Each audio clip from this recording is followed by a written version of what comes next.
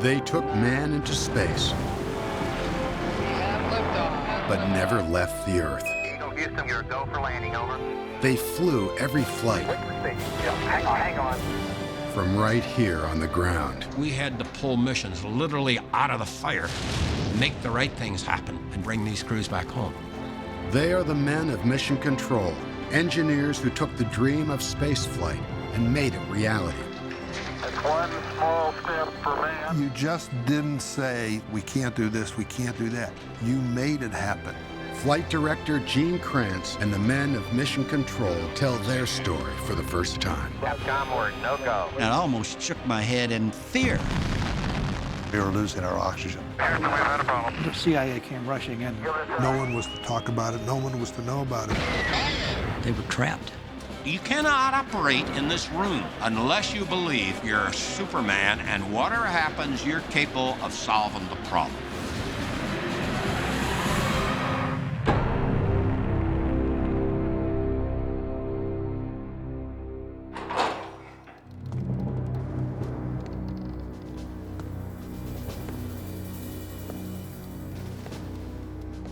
History was made in this room. Apollo Mission Control in Houston. It's silent now, but there was a time when it hummed with electricity.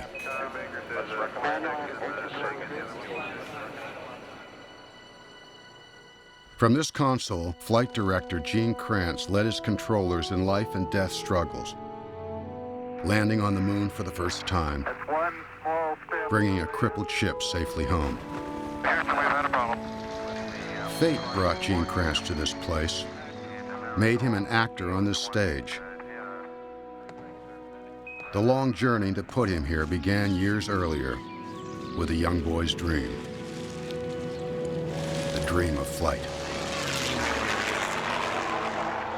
I had been standing in the tops of trees, and I just sway back and forth. And this was part of this adventure kind of thing.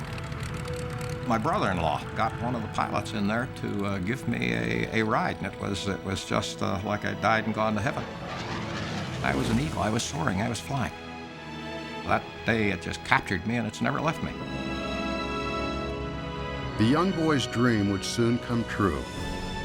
But the silver wings that would carry Gene Kranz aloft were born not of laughter, but fire.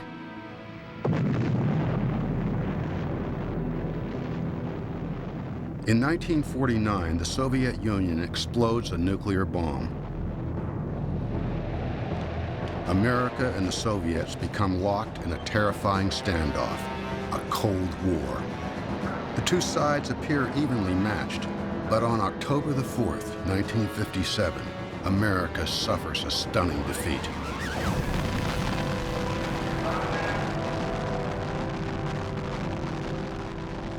Gene Kranz is an Air Force pilot in Korea when he gets the news. We came down from a flight one day, and we got the word that the Soviet Union had launched a satellite called Sputnik. Russia already has nuclear weapons. Now they have the world's first satellite, an unstoppable machine flying directly over the U.S. Can it spy, take pictures? Can it drop a bomb? 4 weeks later, another Sputnik. A hostile power is advancing into space, perhaps to control the planet. It is quite possible that an aggressor nation that dominates space will then dominate the world. We just can't let that happen. Overnight, Russia has made space the new battlefield in the Cold War. To compete, America creates NASA, the National Aeronautics and Space Administration. Its mission, fly an American in space as soon as possible. This campaign will be led not by generals, but by engineers.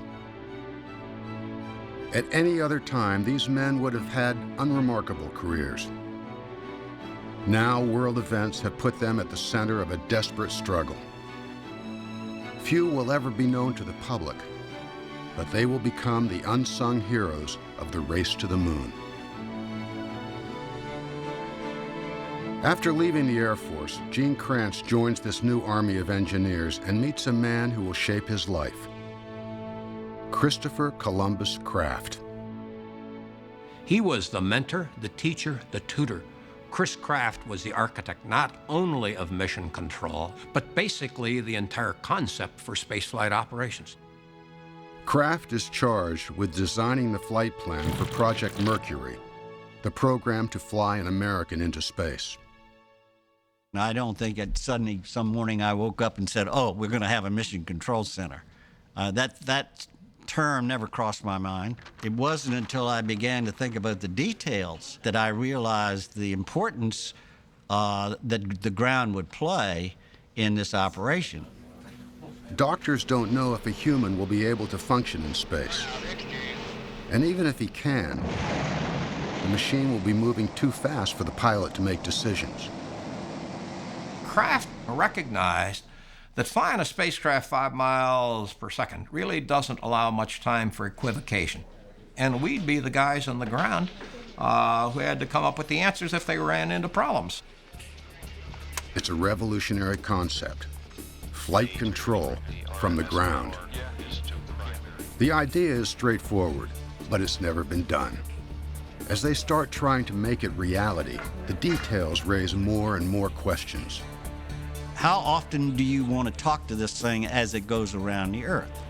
What do you need to know where it is? If I've got to be prepared to bring it down any place around the world, what am I going to do about that? Since communication satellites don't yet exist, Kraft will need a global network of ground stations to track the spacecraft and talk to the astronaut. How do they know what's going on? How do they know what to do? There needed to be a place where decisions had to be made and distributed. Now, my goodness, I do need a central facility. That facility will soon become Mercury Control. While Kraft's team is planning it, other NASA engineers at Cape Canaveral, Florida, are facing challenges of their own.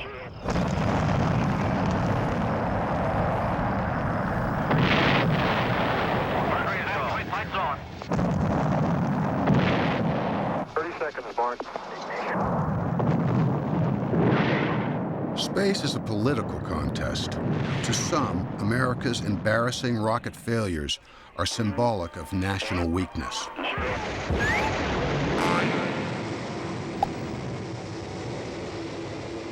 The question was whether we in the United States had really fallen behind in science and technology, not just in the space program.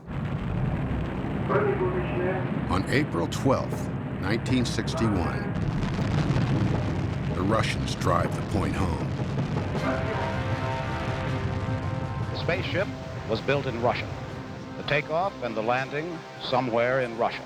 The name of the man, Yuri Alexeyevich Gagarin. When Yuri Gagarin becomes the first man in space, it is the biggest Russian triumph since Sputnik. They secured these large boosters, which have led to them putting their man in space. We are, I hope, going to be able to carry out our efforts this year, but we are behind.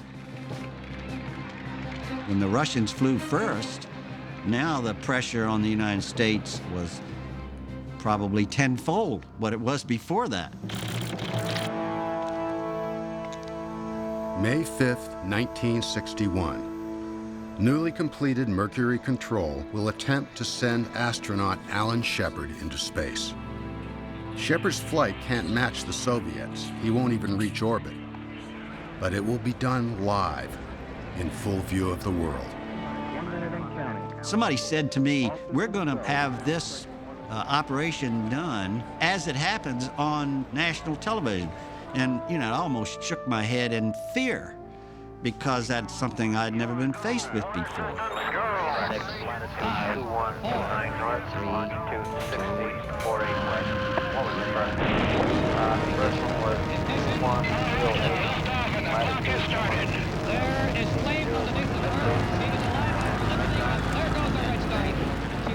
Shepard's flight will last only 15 minutes, but it's 15 minutes of pure unknowns, and the future of the entire program is riding on the outcome. Shepard's flight was literally fraught with danger, and it was the one that we had to make happen if we were to keep moving forward in space.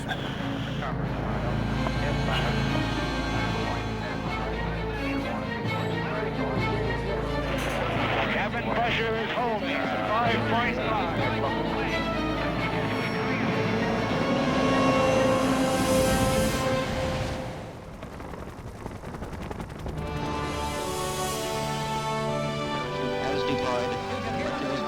Now they are absolutely screaming. It is a tremendously successful thing. Alan Shepard is in excellent condition. The Russians are still ahead, but they fly in secret. Launching Alan Shepard on live television gives America an edge in the battle for world opinion. Even 24 hours after that flight, we already knew that that flight had had a remarkable impact in Europe. Even though we didn't achieve what Gagarin did, the fact that we did it live and people could see it happen had a tremendous impact. And I think it was very reassuring to the Europeans to see the inside of mission control on TV, and it showed that we did still have capability. Shepard's flight made it happen for the team. It was only 15 minutes, but it was a precursor of the great things that would come. The political prestige of even this 15-minute success is not lost on the president. On May 25, 1961, John Kennedy ups the ante.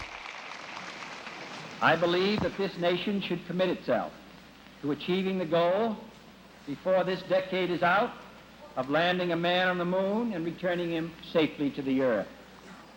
No single I couldn't believe it. This whole idea of doing it before this decade is out is absolutely ludicrous.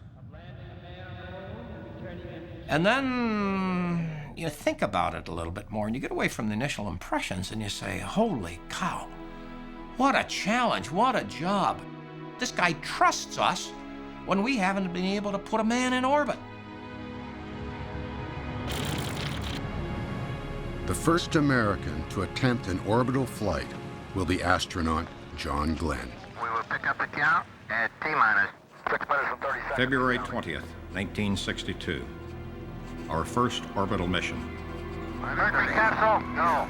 All pre-start power lights are correct. The ready light is on. 1, 0. Roger, the clock is operating. Godspeed, John.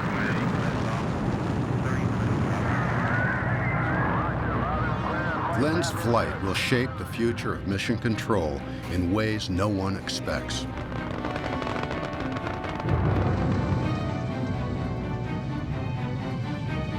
Through the first orbit, everything goes as planned. Roger, 0G, and I feel fine. Then a warning light in mission control indicates a problem with the spacecraft. We had a single piece of instrumentation that indicated his heat shield might have come loose. If this was true, we couldn't re-enter safely. It was also the question, was this a valid piece of information? If it is valid, John Glenn could burn up during re-entry. Flight director Chris Kraft believes it's a false alarm. I talked it over with my flight control team, and we all said, that's an erroneous signal. So I'll ignore that. Then management gets involved. In the top management's mind, restraining the heat shield with the retro-rocket package was the most conservative form of re-entry. Normally, the retro rockets fire to begin re-entry, then drop away. Management thinks keeping the pack on through re-entry may hold the heat shield in place. But this is risky. Re-entering with it on could damage a perfectly good heat shield.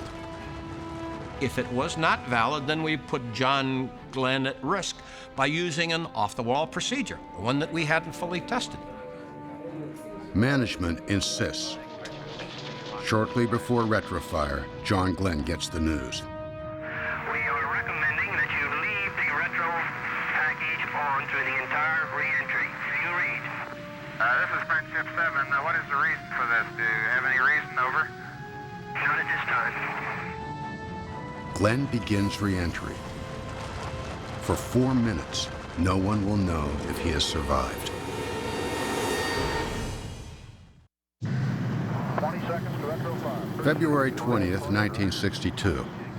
Astronaut John Glenn is re-entering the atmosphere at 17,000 miles an hour. A warning light says his heat shield is loose, but it may be a false alarm. For 4 minutes, Mercury Control won't know if he has survived because of radio blackout. Blackout is a time period where the fire of re-entry prevents communications to the crewman on board the spacecraft. During this period of time, we're unable to communicate with the crewman. He's on his own. Friendship 7, this is Kate. Do you read? Over. Friendship 7, this is Kate. Over.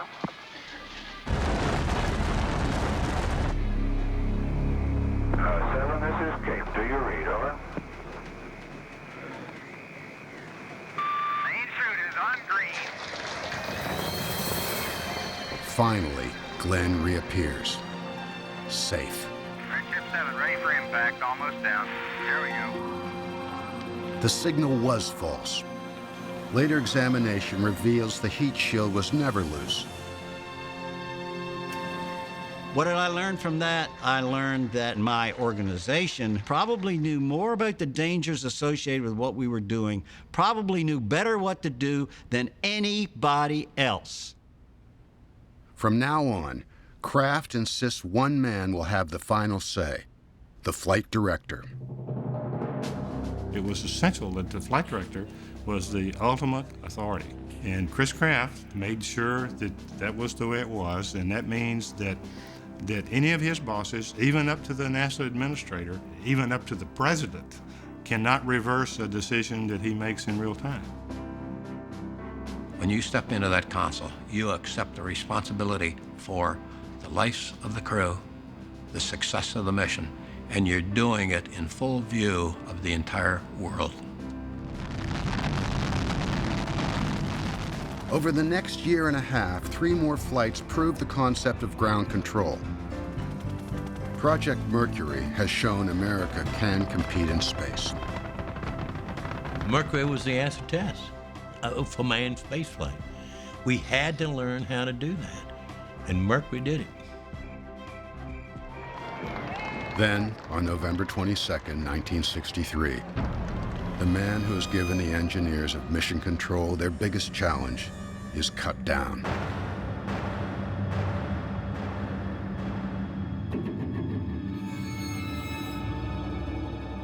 After his assassination, it moved from being a challenge to literally a crusade. This was now our mission to win this battle for President Kennedy.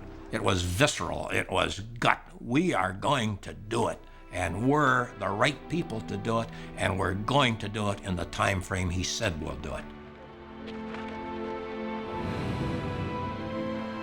But they won't do it without people. Lots of them. To get to the moon, NASA will need legions of engineers. We didn't have to hire people. They came to us. They came to us in droves. And most of the young people that came to us were the first in their families ever to go to college. We were all about the same age. We all graduated within a year or two of one another. We were all 22, 23 years old. I was trying to build up a herd of Herefords because I thought I wanted to be a rancher. A friend says, why don't you send in an application? So the next thing I knew, they didn't even grant me an interview. They sent me a job offer for more money than a country boy had ever seen, by the way.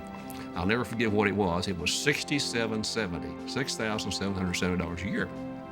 We didn't have many PhDs. We didn't have many master's degrees. We had guys with BSs, with a lot of common sense, who were very adaptable, in a lot of cases were brilliant, who fit into this control center environment. A new control center is built near Houston, Texas.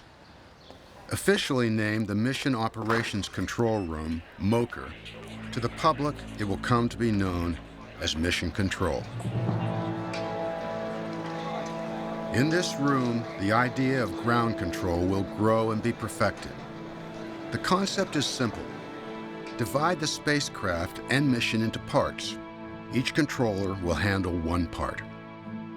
Those in the front row, the trench, navigate, controlling where the spacecraft is and where it's going. Theirs is a world of orbital mechanics, physics, the laws of motion. Their job was the mathematics of space. Their job was to take these equations that were put into computers, find a way to get us into orbit, and then get us back home. The second row, systems, watches over the machine. Engines, computers, batteries, oxygen, everything it needs to function and keep the astronaut alive. The systems row was about power systems, environmental control, oxygen, that kind of stuff. Very different kind of culture, and usually different kinds of thinkers. The room is a pyramid. At the top sits the flight director. Controllers give him information. He makes the decisions. If mission control is an orchestra, the flight directors, Chris Kraft, John Hodge, Glenn Lunny, Gene Kranz, and all who follow, they are the conductor. The flight director's job is to take any actions needed for crew safety and mission success. I have between 15 and 21 controllers in this room who provide me inputs, but ultimately I have to exercise the mission decision. Mission control will be made of more than wires, buttons, and screens. This room develops its own culture, and fitting in starts with learning the language. I was staying at one of my friend's house, and she said, well, how was your first day? I said, it was really exciting and fine. I said, except I might as well have been in a foreign country. I didn't know what anybody was talking about. GNC, give me a RCS propellant consumed so far. It looks like a PCM count from 302. It was all acronyms. I mean, and then there was acronyms of acronyms. ECS Econ. Go. I think we may have some RCS, huh? On UHF, the Ecom's going to talk about the EPD CDS and what relationship it might have to GNC and whether or not that will cause us to abort the mission and go into the Tanana Reef. That kind of stuff. I'm going to lose it. Okay. Acronyms are just the beginning. Each console connects to 25 phone lines or loops. Controllers must learn to decipher multiple conversations at once.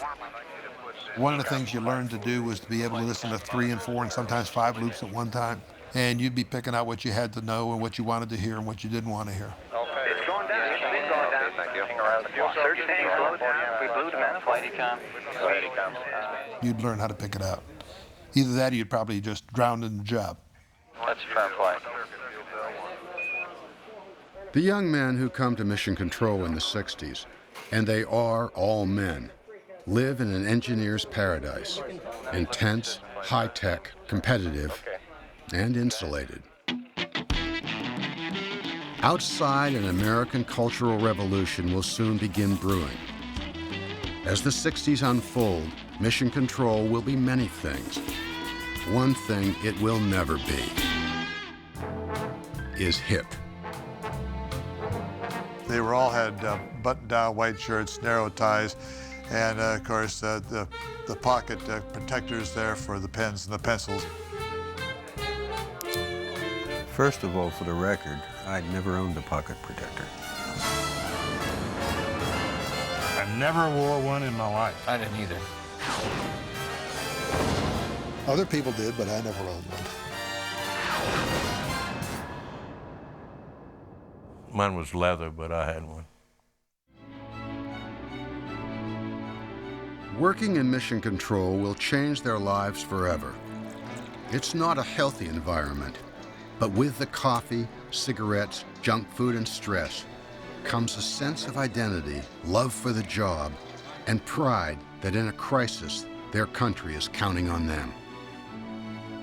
When the picture finally opened up to me about what this was about, I really got into it, and I was hooked. I didn't give a shit what I'd been thinking, how many problems I got when I walked through those doors and I shut them behind me. I was now in the control center, and I'd better get my act together because what I was going to be doing is very important.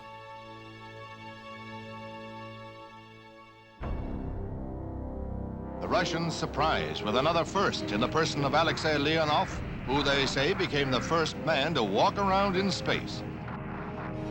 On March 18th, 1965, the world is reminded that Russian engineers, not Americans, are making the important breakthroughs.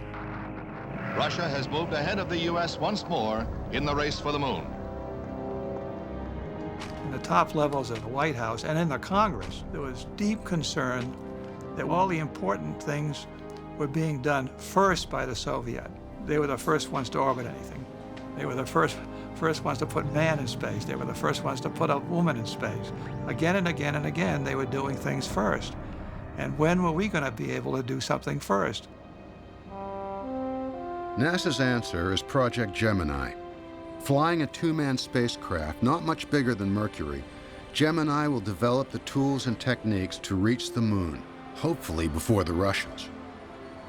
Gemini was designed to develop and prove the operational techniques of rendezvous, long-duration missions, and then a spacewalk, extravehicular operations. None of these is more crucial than rendezvous. The Russians have never done it, and it will be essential to lunar missions. Leaving the moon, the lunar lander will have to rendezvous with the mother ship, or the astronauts won't get home. Rendezvous was an absolute necessity if we were to achieve the goal of putting a man on the moon.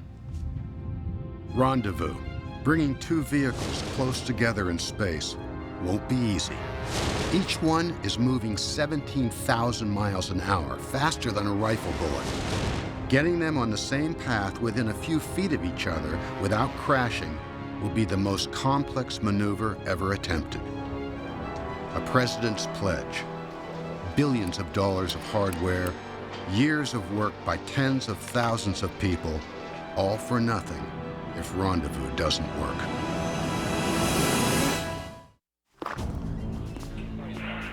December 1965.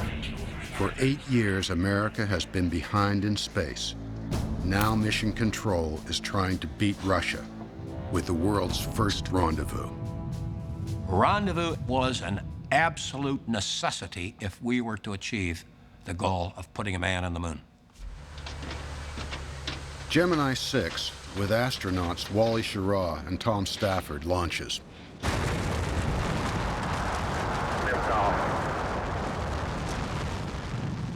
They will attempt to rendezvous with Gemini 7, flown by Frank Borman and Jim Lovell, already in orbit. Success or failure comes down to math. With a gravitational constant. The orbital mechanics in the trench have to calculate two perfect trajectories, figuring the Earth's gravity, the spacecraft's weight, the rocket's power, all the variables. If their equations work, they'll wind up with two speeding bullets perfectly positioned alongside each other, like two cars tailgating a foot apart at 17,000 miles an hour. No one knows if it can work. We had to prove that these equations that they had written could bring those two together. Okay. Steering looks good from here, Gemini 6. You are go. We calculated all the maneuvers they had to do. We tracked their orbits, and in essence, kind of flew the spacecraft from the ground. Gemini 6, Houston, you're coming up on 1 minute to the burn. Roger, Jim. Mark. The moment of truth. If the trench's calculations are right, Schirra and Stafford in Gemini 6 should be able to spot 7 a few miles ahead. Hey, I think I've got it. Is that spacecraft 7?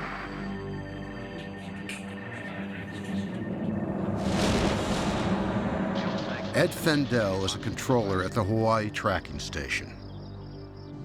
And I had two vehicles sitting there, and they were talking to each other because they had rendezvoused right over the top of me. And it was very, very exciting. Yeah, we're sitting up here playing bridge together. We're in formation with 7. Everything is go here.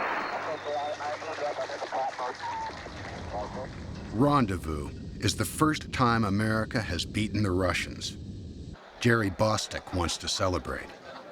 I went to the flight director, Chris Kraft, and said, would you mind if we broke out some American flags and showed a little emotion in the control center? And not only did we put them on the console, I have to admit, we got a little excited and we waved them around.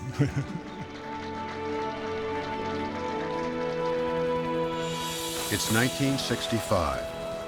The dual mission of Gemini 7-6 is a triumph. The only technique remaining to be mastered is spacewalking, what the engineers call extravehicular activity, EVA. A year earlier, astronaut Ed White's 15-minute spacewalk had gone well. Now America's second EVA, far more ambitious, will be up to astronaut Gene Cernan. Cernan would have to move along a series of handholds to a maneuvering unit that he would strap on his back, and he would basically fly around the vicinity on the tether behind the Gemini spacecraft. June 5th, 1966, Gemini 9. 49 plus hours into the flight, a little over 1/2 hour into America's second EVA. Everyone expects Cernan's EVA to be easy, but in zero gravity, he has trouble. He can barely control his movements. All my energy went into trying to stay in one position and anchor my body. Every time I'd make a motion to do that, my body would go in the other direction. I'd turn a valve and a valve would turn me. In a stiff suit with nothing to hold on to, it becomes an extreme workout. And just listening on the ground, you can hear the labored breathing. He's just breathing hard.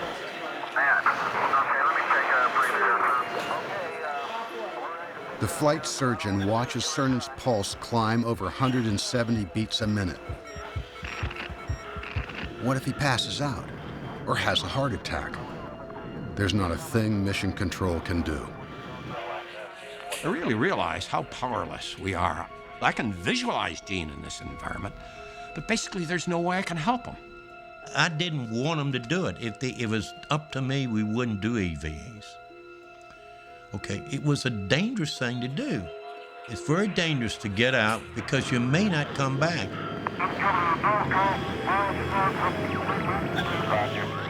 Finally, Stafford and Cernan agree to call it quits. The crew decided they would abort the EVA while they were out of sight of Mission Control. I don't think I'll have to do this again. It was scary. When they got that hatch closed and we could see the pressure in the cabin start coming up, everybody, it was a little bit of a, whew, glad that's over. We had to take an entirely new approach to extravehicular operations. The answer was surprisingly simple. Study and train for EVAs underwater, where gravity is neutralized. Neutral buoyancy training, still in use today, leads to new tools, handholds, foot restraints that make all the difference. In November 1966, Gemini 12 executes a perfect spacewalk. In Gemini, Mission Control has mastered rendezvous, learned to fly 2 spacecraft at once, and recovered from near disaster with EVA. Gemini was the confidence builder. It gave our industry time to learn how to build these space systems, but it was the confidence builder for the planners, the operators in this room, and the astronauts. Not too many people remember Gemini today, but it was Gemini that taught us the techniques we would need for Apollo. Apollo, the program that will send men on a 500,000-mile journey. With 3 years left to the end of the decade and John Kennedy's deadline, everyone is working around the clock. We used to be working 16, 18 hours a day. You'd work 6, 7 days a week. You automatically worked every Saturday. That was the world we lived in. That's go fever. It's other inputs that make you want to do things beyond the good logic you have. We suffered go fever many times because of that commitment to Mr. Kennedy. Go fever has become a way of life at NASA. With the first Apollo flight only weeks away, nothing is ready. There just weren't enough hours in the day to get all the things done that we needed to. And we kept pressing the schedule, we kept pressing the time, we kept pressing in every direction. The Apollo 1 crew, Gus Grissom, Roger Chaffee, and Ed White, are racing too. And they're frustrated with the spacecraft. The Apollo was a mess. It had a lot of things that had not been tested. It was shipped to the Cape, not ready to go. So we lived with that damn thing around the clock.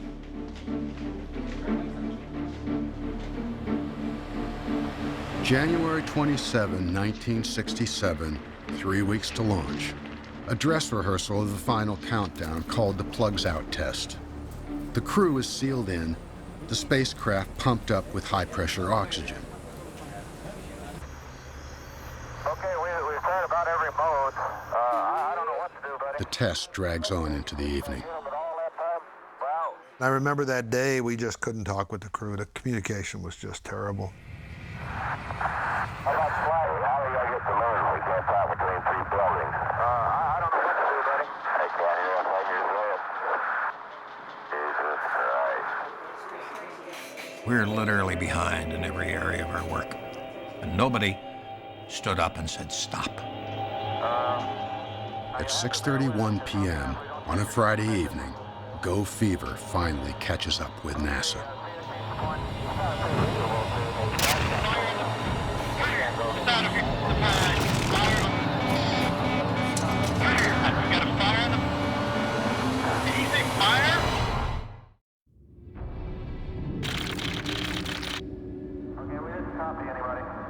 For those who are a part of Apollo, its history lives in two halves. The dividing line between them, January 27, 1967. That Friday, here at Pad 34, everything changed.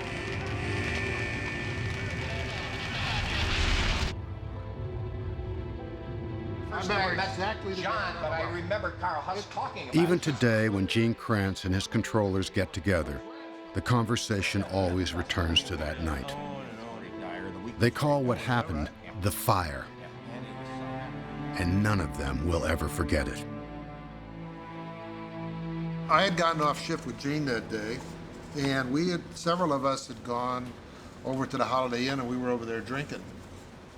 I had gone home because they were going out for the evening, and one of my neighbors came over who worked out at the Space Center and indicated they had had a fire in the pad. Okay, we didn't copy anybody. Evening fire? I thought to myself, this could be really serious, because the first thing that came into my mind was 100% oxygen. Fire was the last thing you ever wanted to hear if you're operating with oxygen. And they couldn't get out. They were trapped.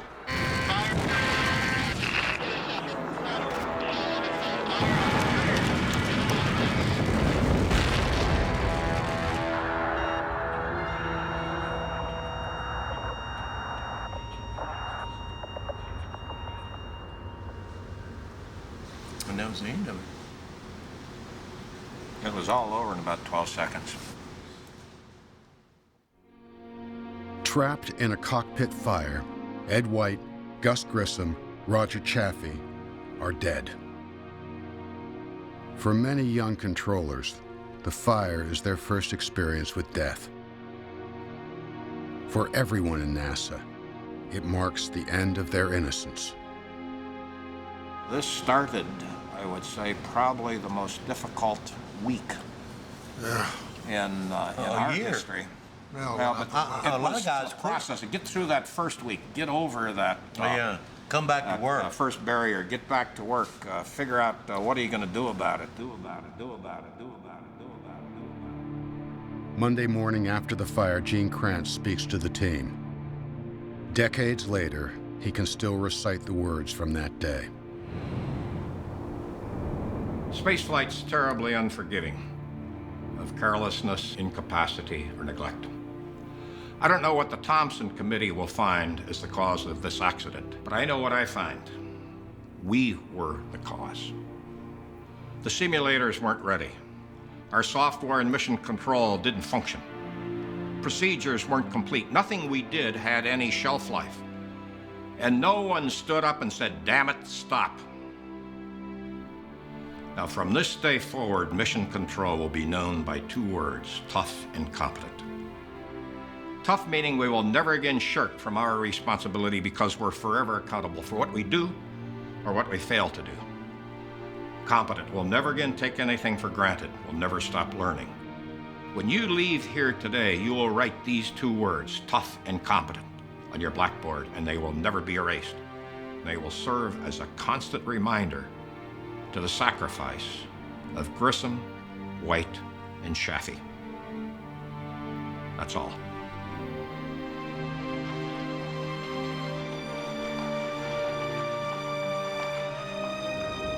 And then I remember walking out of there and people starting to gather in little groups and starting to talk.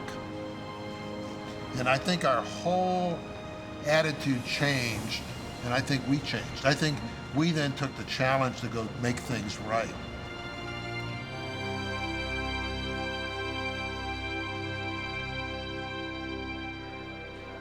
NASA convenes a board of review, the Thompson Committee. They find the fire began with a short circuit somewhere in 30 miles of wire. They also find shoddy workmanship by the contractor. Too much flammable material in the cabin, a hatch that cannot be opened quickly, and the terrible danger of pure oxygen. All manned flights are grounded indefinitely. Faced with a disaster that could have ended Apollo, NASA pulls off an engineering triumph.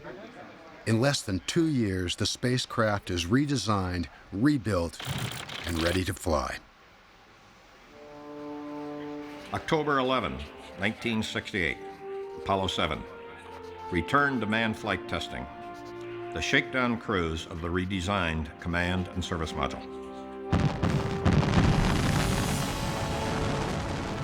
21 months after the fire, Apollo 7 astronauts Don Isley, Wally Schirra, and Walt Cunningham fly the redesigned spacecraft into Earth orbit. For 11 days, they put the command module through its paces. Apollo 7 completed every one of the flight test objectives and a few more. It was a mission that was accomplished flawlessly. The spacecraft performed in an exemplary fashion. Apollo is back on track. But distant events are about to impact mission control. CIA satellite photos reveal Russia has a moon rocket of its own, ready to launch.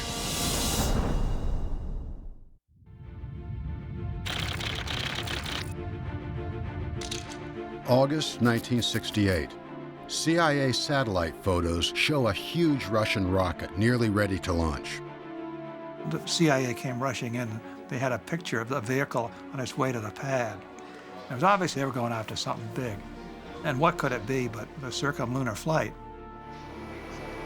An American circumlunar flight, going around the moon without landing, isn't scheduled till next year. Now NASA management makes a daring change. The next flight, Apollo 8, will go all the way around the moon. My initial belief was this was absolutely crazy. But I realized that risk had to be taken if we were to achieve Kennedy's goal of landing on the moon within the decade. It will be the ultimate test for the mathematicians in the trench, navigating a spacecraft toward a moving target 250,000 miles away. We were used to just going around the planet, and this was the first time that we were going to take people and send them to a destination. Apollo 8 will also be the first time men ride the giant Saturn V moon rocket. That was going to be the long pole in the tent. That big Hummer that had to get us out of the atmosphere, everybody knew that one was going to have to be done right. It overpowered you. To me, this was the greatest miracle of technology associated with the entire Apollo program. Taller than a 30-story building, the Saturn V weighs 6 million pounds. Just handling it takes a collection of huge, complex devices, each a marvel of engineering. To move it, a self-propelled platform bigger than a baseball diamond. To service it, a tower taller than the UN building in New York. 9 movable swing arms carry it electricity and fuel. Each weighs 30 tons. Underneath it, a flame deflector, taller than a 6-story building, will keep the exhaust from bouncing back. Without it, the rocket would destroy itself. Hold-down arms keep it bolted to the pad until the engines reach full power. They must all release within 30 milliseconds of each other, or the rocket will tip over as it starts to move. By December 1968, the rocket is ready. Apollo 8 astronauts Frank Borman, Jim Lovell, and Bill Anders are about to become the first humans to head for another planet. Gene Kranz can only watch. He's training for the next flight. I was sitting out Apollo 8, and this is probably one of the times in my life when I really appreciated being in the sideline during the course of the mission, because I had the ability to feel every emotion. I didn't have to suppress it like the guys on the console. 20 seconds and counting. December 21st, at 6:51 a.m., the beast comes to life. Except for a nuclear bomb, the noise of the Saturn V is the loudest man-made sound on Earth. The hold-down arms release, and 6 million pounds of rocket begins rising. Every controller held their breath, because we want that guy to fly.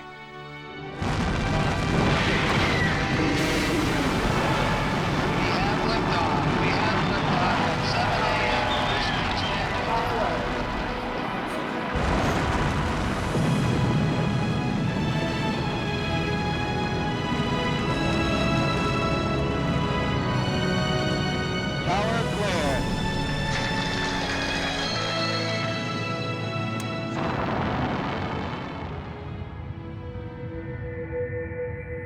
2 hours, 50 minutes after launch, translunar injection, TLI. All right, you are go for TLI. For the first time, humans will leave the gravity of the Earth and head for deep space. Ignition. Roger ignition. I had this visceral feeling that we have left Earth orbit going to a place that a human had never been before. All right, Houston, you're looking good here, right down the center line. Roger, Apollo 8. We see the trajectory path change from basically going around the Earth now to forming a figure-8 type maneuver. We're outward bound to the moon. We'd seen it only in training before. I'd never seen it for real, nor at any controller. Safe journey, guys. Now physics takes over. The spacecraft is coasting, the moon advancing. In 2 days, their paths will intersect. Then another new unknown, lunar orbit insertion. If the LOI engine burn isn't just right, Apollo 8 could spin out into the solar system or crash into the moon. As we approached the moon, everybody's anxiety, started raising, because we knew that we were about to do something that was irreversible. We're just sitting there waiting. It's like waiting for a funeral to start. You have one engine that has to work perfectly, and if that engine doesn't work, you're not going into orbit around the moon, or if you're in orbit around the moon, you're not coming back home. Apollo 8, Houston, trajectory and guidance look good. The engine burn will happen behind the moon, out of radio contact. Until Apollo 8 reappears, no one on Earth will know if the trench's equations are right. See you on the other side. Apollo 8, Apollo 8. Christmas Eve, 1968. Astronauts Frank Borman, Jim Lovell, and Bill Anders in Apollo 8 have just disappeared behind the moon. While they're on the other side, they'll perform a critical engine burn. The trench has calculated the exact instant Apollo 8 should reappear. If the engine burn was successful, then they'd come around at this time and we'd see them. And if they didn't do the maneuver, then they would be early. We've heard nothing yet, but we're standing by.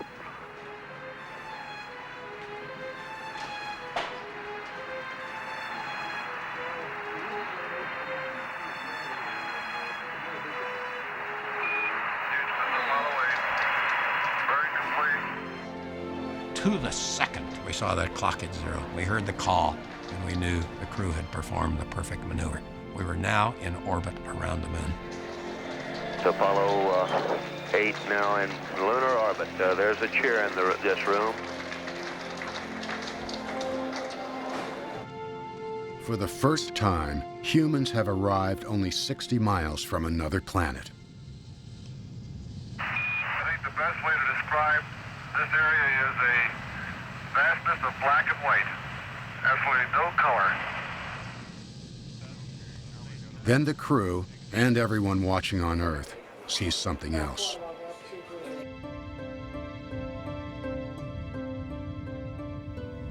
That was indescribable. If you didn't experience that, you've missed something. You see it now, and you can make up that picture on any computer. But that was real, and it meant a lot to me, and it meant a lot, I think, to every human being on Earth that saw it. And then they did the unbelievable. I just couldn't believe it. In the beginning, God created the heaven and the earth. They started reading from the book of Genesis. And this was on Christmas Eve. And the earth was without form and void. And God said, "Let there be light." And there was light. And God saw the light, that it was good. And God called the firmament heaven. This was the surprise. Everything else had been pre-planned. And I was crying. It was so beautiful. And right now, this time, I really find it hard to suppress, the emotion of that instant. It's real for everybody who was there, who lived it. Waters called these seas. God saw that it was good. And from the crew of Apollo 8, we close with good night, good luck, a Merry Christmas, and God bless all of you on the good earth. To hear that coming from Americans circling the moon on Christmas Eve, very emotional moment, very proud moment. Apollo 8 is a turning point in history, giving humankind its first look at our home as it really is.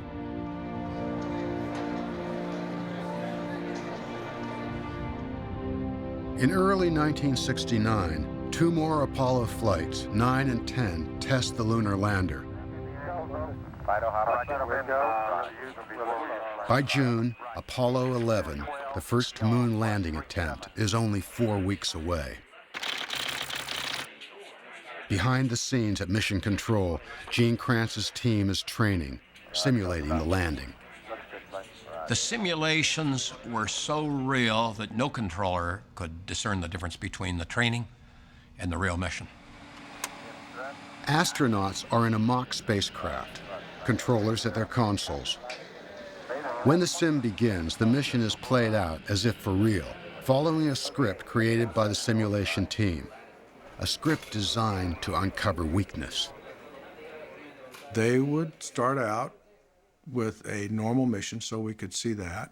After that, the rules were off. They would throw in any kind of failure we might be able to have. The sim guys were devious people. They would give you a red herring to send you off sideways here and get you distracted. And then come the bomb buster, you know, hit you, kaboom. Only a month before the real landing, Kranz's sims are not going well. It seemed we couldn't do anything right. We'd crash into the surface of the moon. We'd abort unnecessarily. Our bosses would call us up on the phone and they'd say, "Hey, what's going on down there?"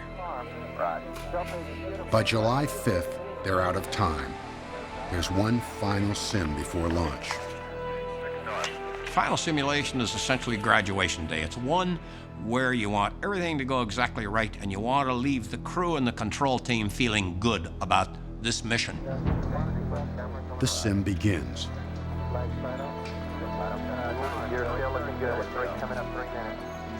In charge of the landing computer on the lunar module, the LEM, is Guidance Officer Steve Bales. Halfway through the sim, the computer sounds an alarm. This alarm should never come up. So I called an abort. Capcom word, no go. Roger, you are no go, no go. I thought we had done the right thing. My controllers thought they had done the right thing. But the simulation supervisor came in and said, "No, you didn't do the right thing. You had that computer program alarm, but the computer was still functioning correctly." According to the sim supervisor, Kranz's team aborted unnecessarily. As a team, we had failed our final training day, and this was bad news. In a little more than a week, Apollo 11 will depart for the moon, and Gene Kranz's team is not ready.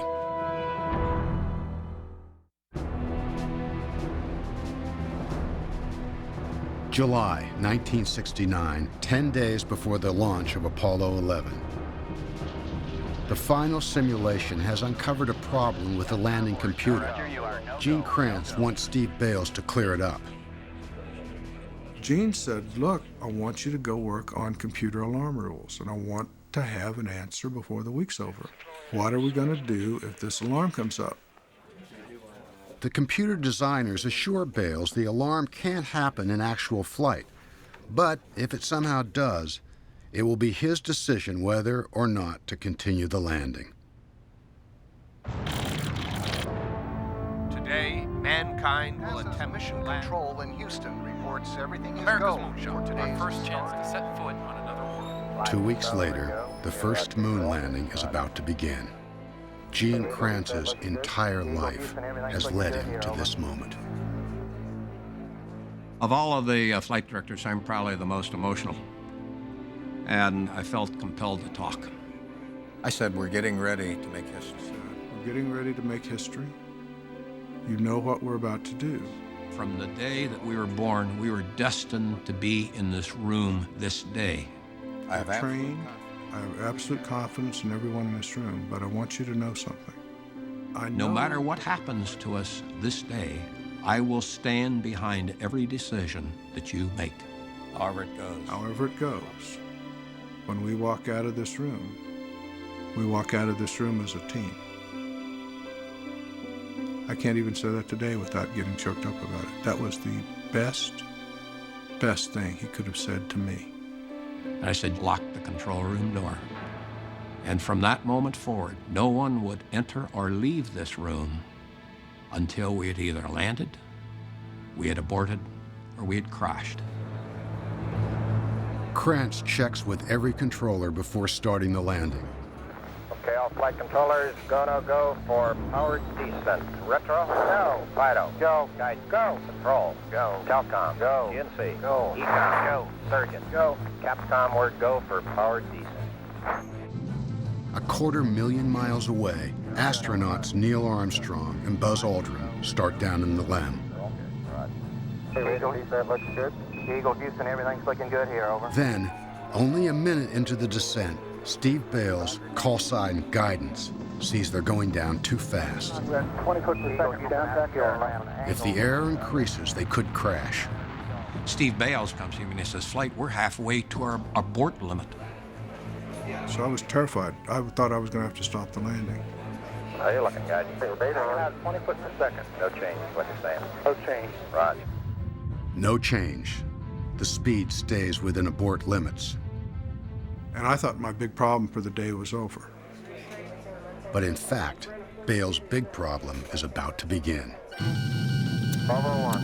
1201. Roger, 1201 alarm. 1201, the computer alarm that is never supposed to happen in actual flight. The same one from the final sim. I'd forgotten what 1201 was. My backroom, who knows everything, has reminded me, that's the one where you've got to make a choice. Bales is 25 years old. He has seconds to decide. Continue with an overloaded computer or abort. If we ever aborted a lunar descent, it would have been the most complicated maneuver we've done in human spaceflight. Time is running out.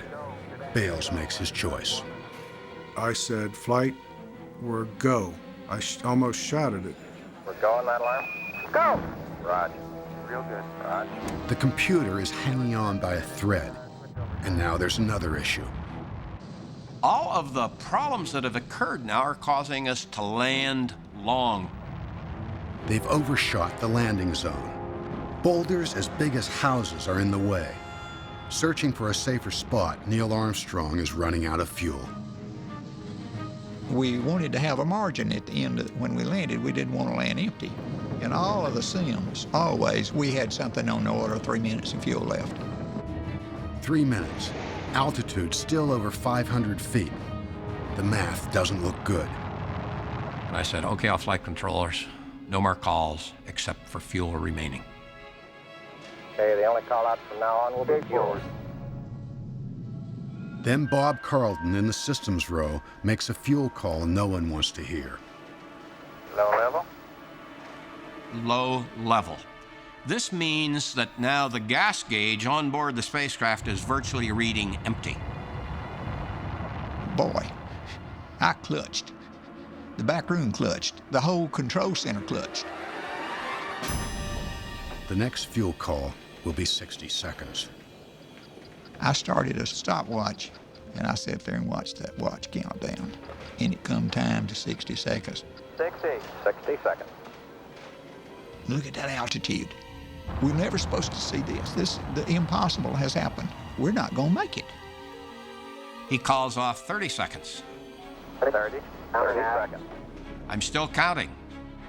When he hits 0, it is now land or abort, one or the other. Picking up some dust. I thought, picking up dust? How can you be picking up dust?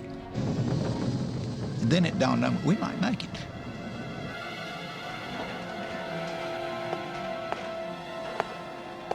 About the time that he now calls off 15 seconds, we hear the crew going through the process of shutting down the engines. Contact light. Okay, engine stop. We've had shutdown. Control both autos, engine command override off.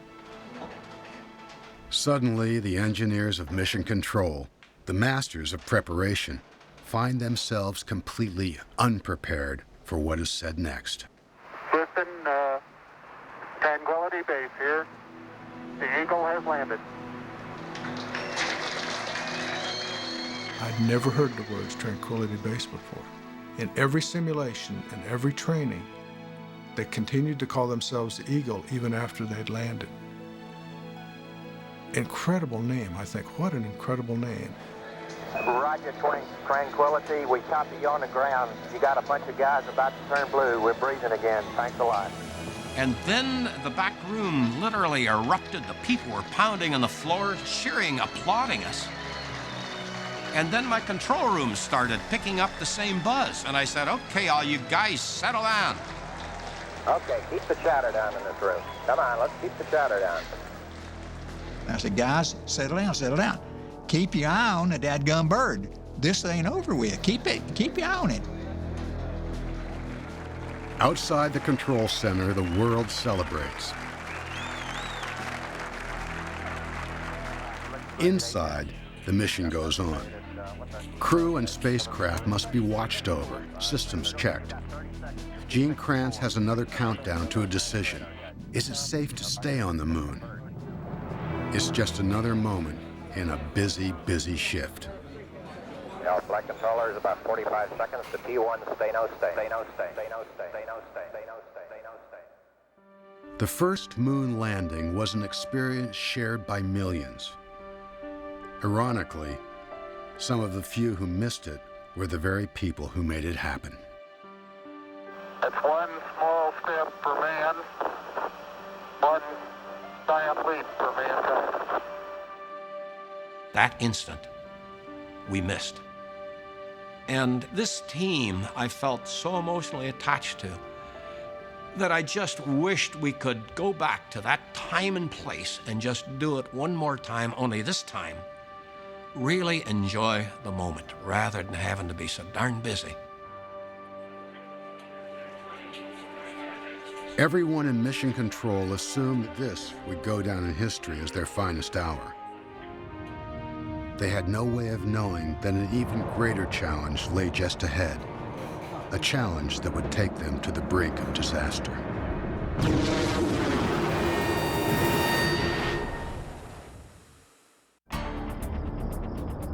November 1969. NASA has met their deadline, landing on the moon before the end of the decade. But Mission Control cannot rest on its laurels. The flights that follow will be just as challenging, just as dangerous. Before every flight, our job was to train and simulate, to be ready for anything. Once we launched, our job changed. Then, it was all about problem solving. The most critical time is launch, powered flight. With a crew riding on 6 million pounds of high explosives, controllers don't have much time to solve problems. During powered flight, the mission decision process operated in around a 20-second time frame. Most people would think of 20 seconds as a blink of an eye. In Mission Control, it was a lifetime. November 14, 1969, Apollo 12. Astronauts Pete Conrad, Dick Gordon, and Alan Bean are headed for the second moon landing. The need to make a fast decision is about to fall on controller John Aaron. He's in charge of electrical and environmental systems. His call sign, ECOM. The thing that makes a good ECOM is a natural curiosity about how things work, even if you are not responsible for them. 2, 1. Ignition. Apollo 12 lifts off. It's Jerry Griffin's first launch as flight director. And all of a sudden, everything, all the data went away, and there was a big static in my headset. The hell was that? I said, ECOM, what do you see? I looked down at all of my telemetry data, the readouts from the spacecraft, and they were nonsensical. How's the GNN look good? In the spacecraft, astronaut Alan Bean has no clue either. Just lost the platform, gang. I don't know what happened here. Lights pop on. The alarm system comes on. More lights than I'd ever seen ever in the simulator. I mean, there was main bus A, main bus B. I got 3 fuel cell lights, an AC bus light, a fuel cell disconnect, AC bus overload, 1 and 2, main bus A and B out. It's an electrical failure. The command module has lost main power. Emergency batteries take over, but they'll only last 2 hours.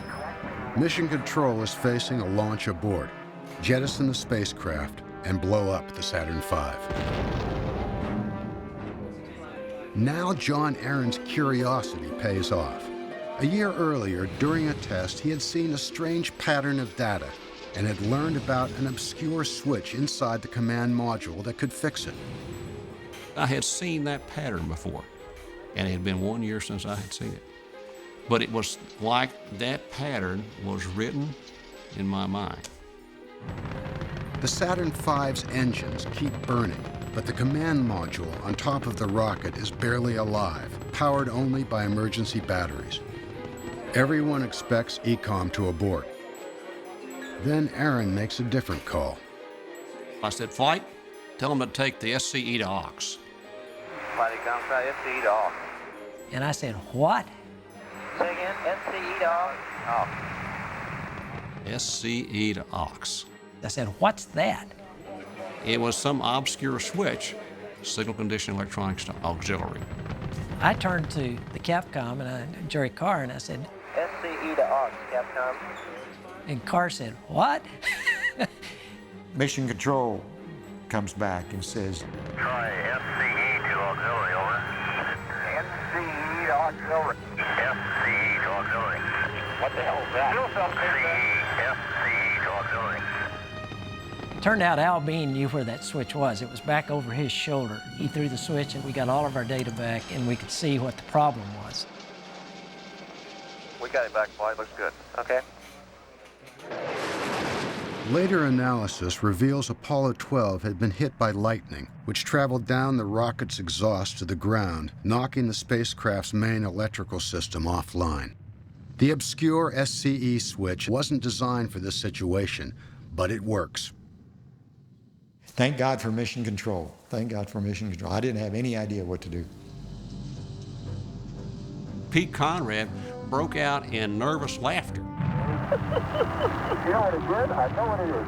He laughed all the way into orbit. I never saw somebody light up the there were so many lights up there I couldn't read them all. Apollo 12 went on to make the second moon landing. In the control center, John Aaron's call, SCE to aux, became legendary. If you took a poll of all of the people and asked them who is the most capable flight controller to ever sit in mission control, I think the majority of them would say John Aaron.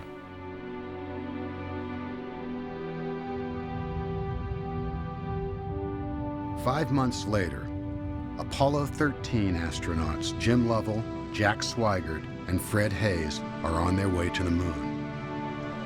After 2 successful landings, Mission Control is confident.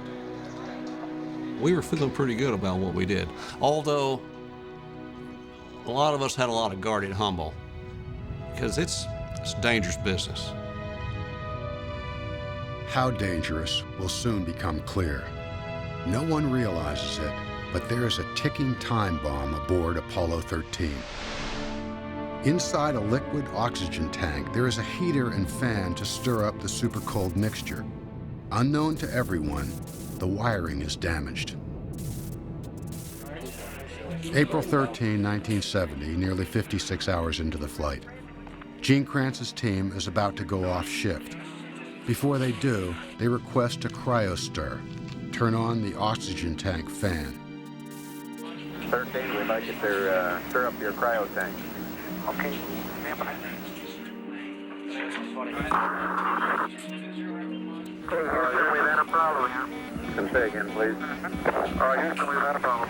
The main bus undervolt. Main bus undervolt, a power failure. No one knows it, but the bad wiring in the oxygen tank 2 has caused an explosion. At first, the astronauts in Mission Control think it's only a power failure. My initial gut reaction was, hey, we're going to solve this problem, get back on track, and then keep driving towards the moon. Then astronaut Jim Lovell reports something even worse. Now, looks to me, looking out the hatch, that we are venting something. Crew thinks they're venting something.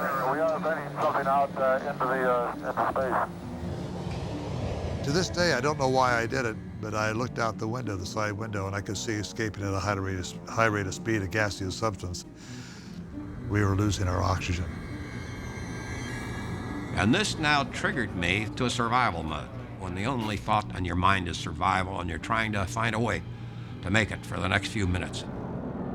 They don't understand what's wrong. All they know is they're losing oxygen and power. Okay, now let's everybody keep cool. Let's solve the problem, but let's not make it any worse by guessing. But they can't solve it. The command module's power is dying. They switch to emergency batteries, but these will only last a few hours. Kranz orders Econ Cy Liebergott, in charge of electrical and environmental systems, to get help.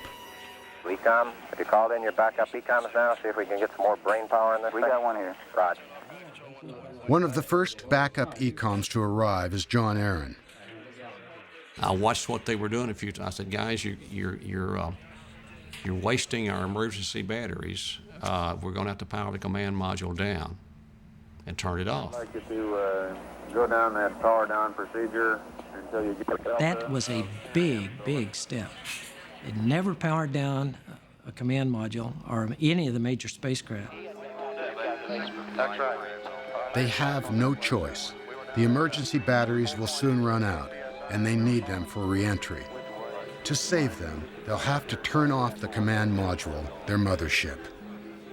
It became apparent that the inevitable was facing us, that we were going to lose this mothership. The crew moves into the lunar lander, the LEM. It will be their lifeboat.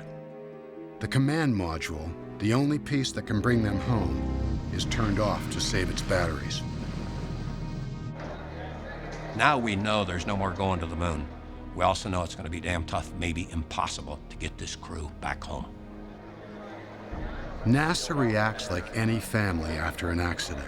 All over America, phones begin ringing.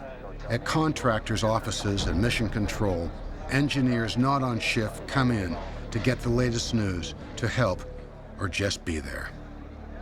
I'll never forget it going run up those steps.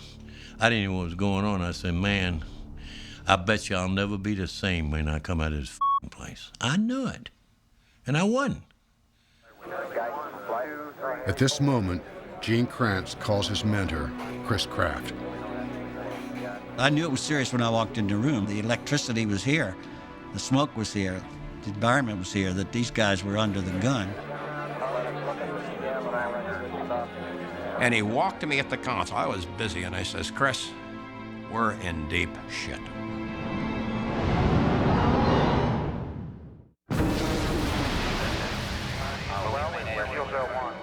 April 1970, 200,000 miles from Earth, Apollo 13 is crippled, the crew's survival in doubt.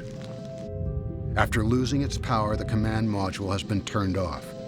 Astronauts Jim Lovell, Jack Swigert, and Fred Hayes huddle in the lunar lander. It can keep them alive, but with no heat shield or parachutes, it can't bring them home. That can't be. If we didn't come up with some answers darn quick, not only wouldn't there be a landing, this crew might not come back to Earth. If the crew can be saved, it will take the entire mission control team. In the trench, it was our job to speed up their return back to Earth. The systems guys then had to figure out how they could get their systems to sustain life on board their spacecraft for as long as they could.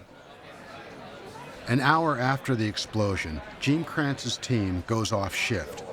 Glenn Lunny comes on.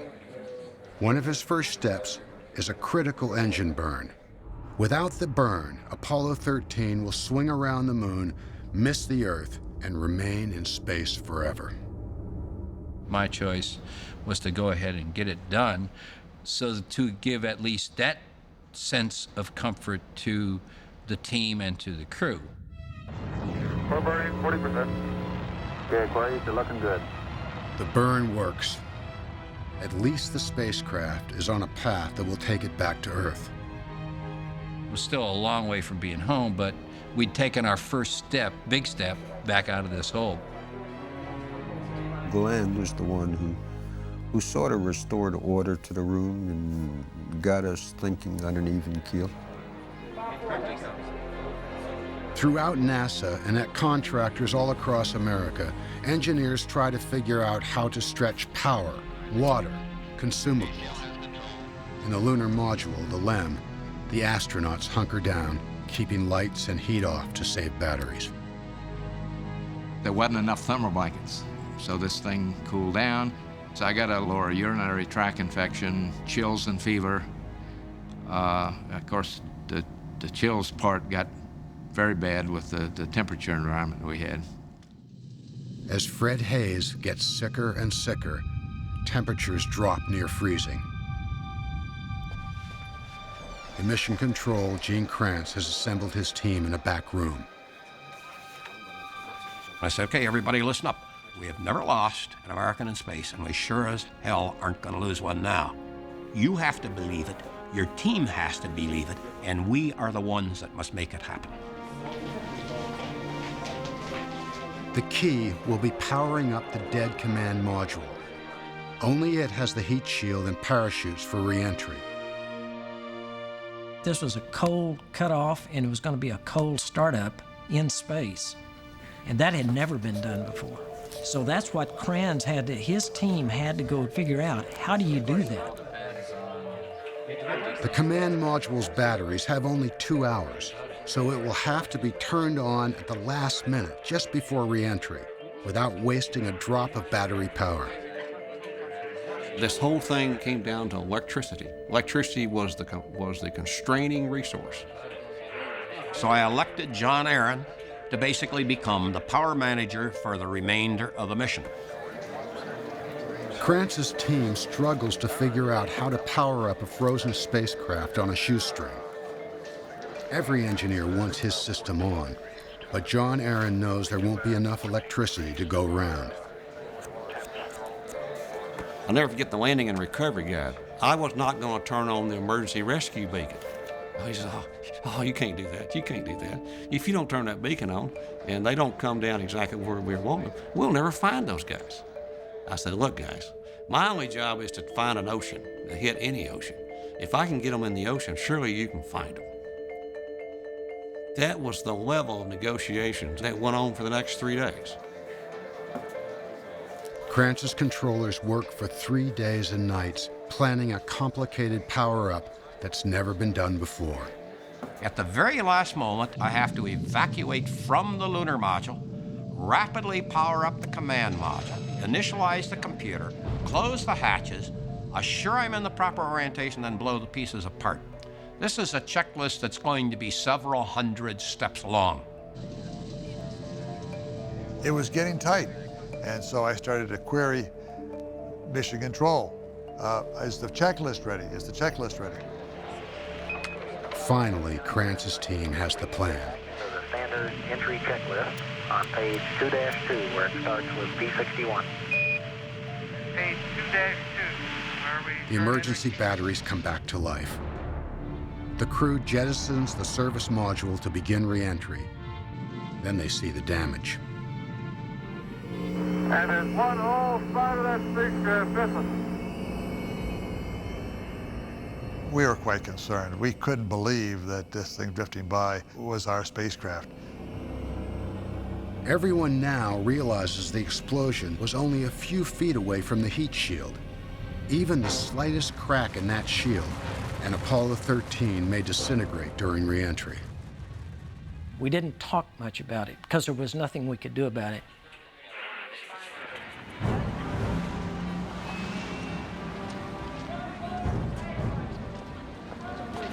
Re-entry begins, and with it, radio blackout. Will 13 burn up from a damaged heat shield? Will the frozen parachutes open? Mission Control won't know until blackout ends. Now, blackout is a very difficult time for every controller because we've done everything that we humanly can, and now there are no more give-backs. The trench has calculated the exact second blackout should end, and they'll be able to hear the crew again, if they're still alive.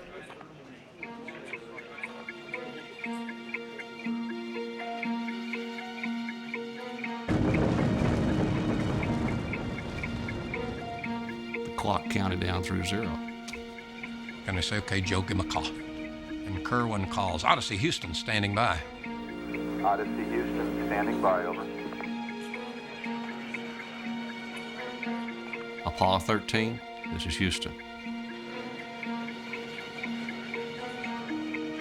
13, do you read? This is Houston, over.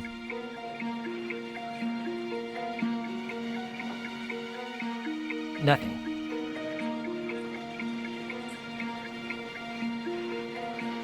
I said, Retro, the clock's right. And he says, yeah, Flight, they're right.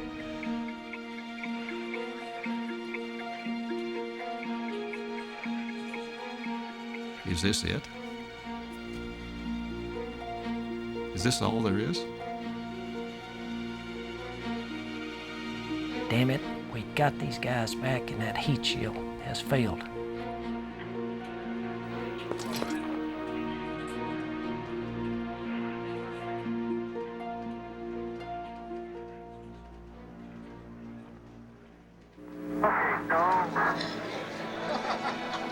My gosh, where have you been?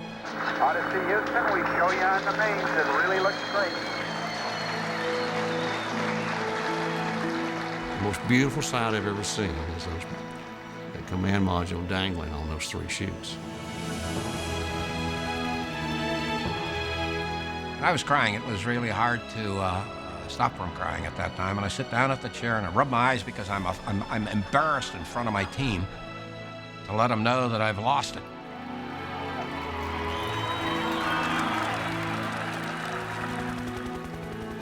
The rescue of Apollo 13 was Mission Control's finest hour. When these engineers said, "Failure is not an option," that wasn't just a slogan. They meant it literally. When something bad happened, it was the job of each person in the control center to analyze what all of the options were. How do we get out of this? Look at all of the options, and failure was not one of them.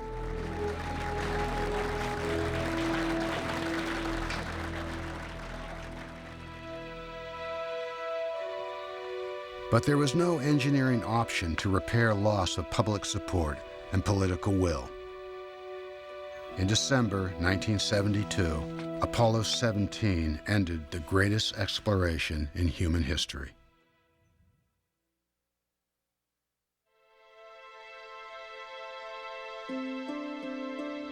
I never look at the moon without thinking that we have been there. I never look at the moon without thinking that it was a miracle that we got there. When I was a kid, if somebody wanted to express something so impossible, it is beyond comprehension, they'd say, "You can't anymore do that, then you can go to the moon." And there's the moon. To this day, I go out at night and I relive that moment when I saw the crescent moon, knowing that people were walking around on it. And I yearn for the day for that to be the natural thing again. Could we do it again? Could we, America, really do that again? It took a very clear goal mandated by the president, the backing of the Congress, the backing of the citizenry, and a bunch of stupid guys like me that didn't know that it couldn't be done. Today, the original Mission Control room is silent, but it is not empty. Every time you walk in that door, you can feel the events of the past. I feel extremely proud of what we were able to do. I feel the pangs of terror that all of us faced.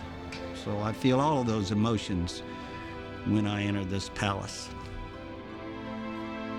This console here was the best part of my entire life. And I spent almost 10 years at this console. It is my life.